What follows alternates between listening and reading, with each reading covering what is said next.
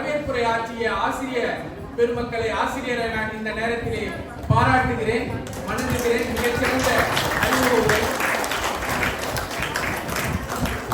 அதை போலவே நான் இசையை கேட்க அறிந்ததில்லை, ஆனால் இங்கே இந்த மாணவ செல்வங்கள் தமிழ்தாய் வாழ்த்து பாடிய அந்த இசை என்னுடைய காதிலே இன்னும் ஒலித்துக் கொண்டிருக்கிறது. அந்த மாணவ செல்வங்களை பொதுவாக நான் பாராட்டுகிறேன்.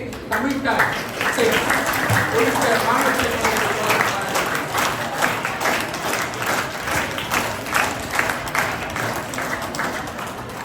நல்லோரை காண்பதும் நன்றே, நல்லோர் சொல் கேட்பதும் நன்றே என்று பெரியோர்கள் சொல்லுவார்கள். அதை போல இங்கே இன்றைக்கு பாரதி விழாவில் பாரதி வேடம் அணிந்து வந்திருக்கிற காரணத்தாலும் இவர்களை நான் வணங்குகிறேன். மாணவ செல்வங்களாக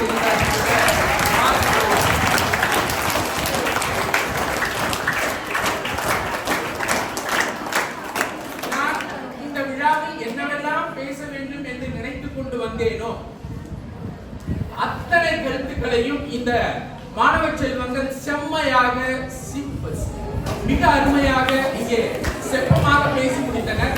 அந்த மாணவ செல்வங்களையும் நான் வணங்கி வருகிறேன்.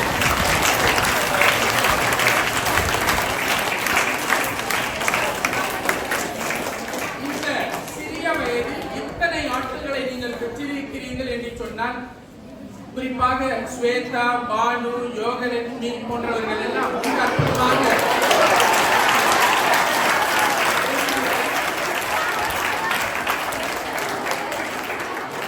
உங்கள் அனைவரையும் நான் பொதுவாக பாராட்டுகிறேன். எதிர்காலத்தில் நீங்கள் மிகச்சிறந்த பேச்சாளர்களாக வருவீர்கள் என்பதில் ஐயமில்லை. நான் பள்ளி காலத்தில் பயிலும் பொழுது, நான் பள்ளி 1ஆம் வகுப்பிலிருந்து 8ஆம் வகுப்பு வரை ஒரு அரசு பள்ளியில் பயின்றேன், முதலியார்பேட்டையில்.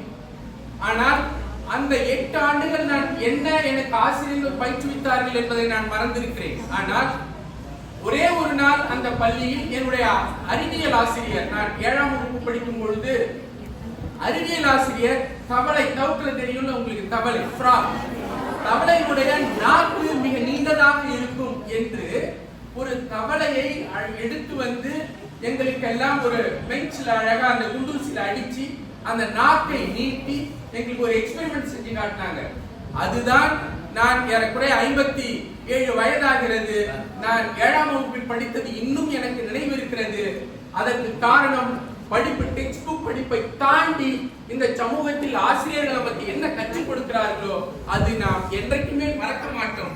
அந்த வகையில் நீங்கள் எதிர்காலத்தில் எத்தனையோ படிப்பை நீங்க எதிர்காலத்தில் கற்று மிக உயர்ந்த பதவியை எல்லாம் அடைய போகிறீர்கள். ஆனாலும் கூட இன்றைக்கு சந்திரன் தலைமையில் இங்கே ஒரு பாரதி விழா நடக்கிறது.